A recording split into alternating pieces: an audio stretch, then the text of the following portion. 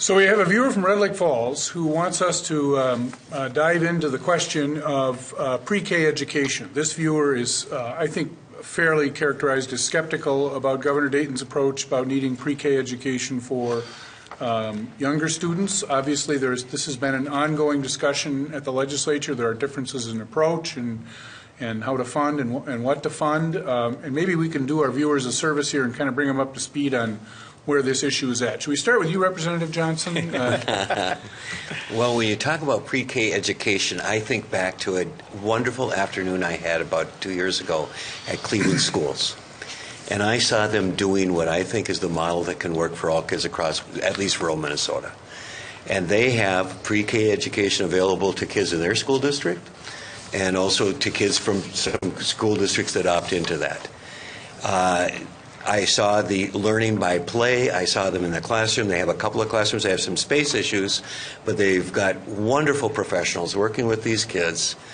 It was just a tremendous opportunity to see how they did it. One of the challenges that we frequently hear about is transportation, and in Cleveland schools, they just use their school bus transportation system, and it works. But the point is, I think for me, when you talk about education, especially in rural Minnesota, it's our public schools that's our best spot for education. And so when I think about pre-K, that's the first place I look. And I think in rural Minnesota, if we're going to effectively do it, we're going to have to be working with the public schools because that's what's available, but also to assure the quality. Schools have a long tradition of and do well at maintaining high integrity in terms of quality of education, and they can do it with pre-K. And that's more generally the approach that Governor Dayton wants to take. And I agree with him. I think we need to be working towards an opportunity, by choice by parents, but universal pre-K in the public schools, I think, is the best way to do it. It's going to take some time. There's issues. But I think we can work towards that. Other states have. I believe Florida, Oklahoma are states that have made this choice. It's an important investment. I live in a region that's really focused on early childhood education for more than a generation now. And I think there's a consensus in our community that there's just that investment pays off big time in the long run. And again, when you're talking about schooling, you're talking about all kids succeeding. And I think all kids having that opportunity is something we need to work towards. It's going to take time. It's not easily done. But we can do it. This is Minnesota, and we can do that. Senator Weber, your thoughts on this? Well, I don't disagree that our schools can do an excellent job of pre-K. But I think we have to recognize the other problems that it's causing. Right now in my community, my home community, there are two preschool programs. One is a faith-based program. The other one is run through the school and the community education department. They deal with 3- and 4-year-olds. What we're going to have, quite frankly, if the Laverne School District did pre-K, what we're going to have, quite frankly, is the loss of at least one of those programs. And when you take the 4-year-olds out of the program, those institutions that are providing 3- and 4-year-old preschool are going to cease to exist, and 3-year-olds will have nothing. Also in my community, the majority of our daycare is home-based daycare. And so you take those kids out of that element for that period of time, we are going to lose additional daycare providers, and we already have a shortage. And when I came onto the conference committee, the folks from the department came and talked to me, and they wanted to talk about the governor's program, and I said, listen, at the end of the day, expanded pre-K, voluntary, whether it's voluntary or not, I said, causes more problems in my district than it solves. Because not only am I dealing with the problems with the daycare, with the existing preschool programs, but a lot of the schools that they don't have the space. Some of them didn't even have the space for the all-day K when that came about, and they've had to have classes in glorified closets, quite frankly, and we still haven't been able to deal with that. They're having trouble. We talk about operating levy referendums. We can also talk about the bond issues for construction, and of course some relief in the rural areas, disappeared last year when the tax bill was pocket vetoed, and that's also accounts, quite frankly, for part of the reason we have a surplus there. And so let's remember that surplus isn't necessarily an honest surplus because of the things that didn't happen last year. And so at the end of the day, my statement was this: under the current situation, I cannot support any bill that includes additional money for expanded voluntary pre-K because of the problems that it causes in my district. And I think that, we've done the early childhood scholarships. Quite frankly, a couple years ago when I was on the education committee, the chairman talked to us. He was going to put money into the pre-K. I explained to him the problems it's created in my district. And fortunately, at the end of the day, he expanded the early childhood scholarships, and we didn't go down that route as far as the pre-K. It also always sounds really grand and glorious, and I'm sure that if there's extra money out there, there'll be other schools that go after it. And then at the end of the day, that's really not enough to do what we need to do, and we need more money again. At this point in time, I just can't support that.